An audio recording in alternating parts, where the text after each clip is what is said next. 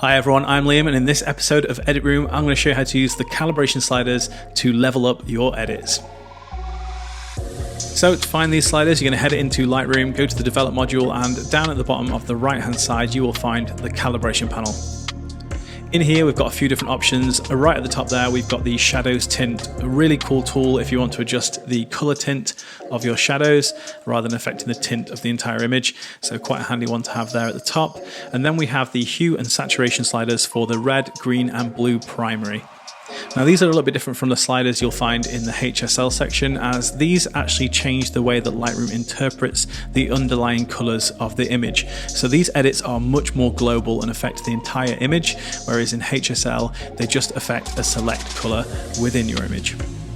Now there are two main ways I like to use these sliders, the first of which is to bring more saturation into my image without oversaturating skin tones. So I've got this floral image here that I'm going to show you on first, just because it's a good example to show you what's actually happening, and then I'll show you this on a portrait. So this image is edited with Quest 1, and if we talk about saturation, usually what you would think is let's head up into the basic panel, let's increase the saturation slider here. But when we do that, it's going to increase saturation across the entire image, across all colors. So you'll see very quickly, even with a small adjustment, the pinks and the oranges in the flower become oversaturated very, very quickly. So I'm just going to undo that, and instead we're going to head down into the calibration panel. What I like to do is increase the saturation of the blue primary. So what this will do is it will increase the saturation in blues, a little bit in greens, and less so in the reds and oranges of our image, which of course is where skin tones typically fall.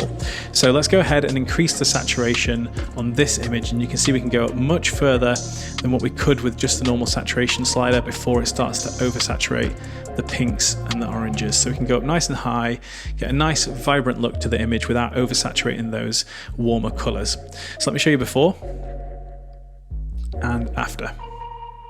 So you can see it just brings a little bit more of a pop to the image, just brings out some of those colors. So if you ever find when you apply a preset, it's looking a little flat and you want to bring more color into the image, you can simply do that by increasing the blue primary saturation. So let me show you that on a portrait.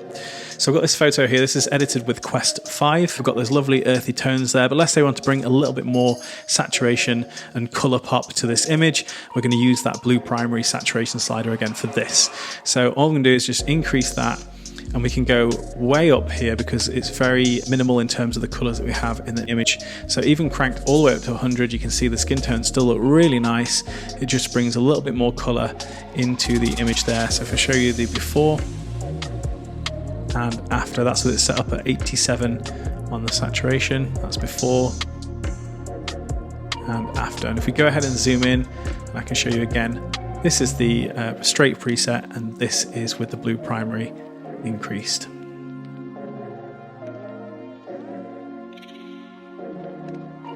So back to the previous photo, I'm going to show you how the opposite also applies. Let's say you wanted to have a more moody edit, something with less saturation.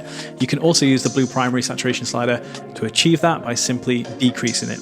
So let's go for that on here. We're going to decrease the saturation of blue primary, and you can see it really brings out the saturation in the leaves, but it retains enough saturation in the flower so we can kind of keep the natural look, but with a bit more mood. So somewhere around there I think looks really good. And let's show you the before, and there's after.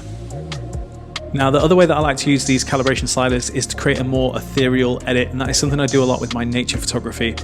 So you can use the primary sliders for hue and saturation across all three colors to create something a little bit more artistic, a little bit more ethereal, and it's something I love to play around with. So I tend to start with the blue primary section. I'm going to go ahead and adjust the saturation. I'm going to decrease it even further. I'm going to go all the way down, somewhere around about there, I think, for this. But now I'm going to go to the hue of the blue primary, and I'm going to adjust that as well. I tend to bring it down a little bit for my nature photos. I think it's somewhere around there. Looks good for a more moody look.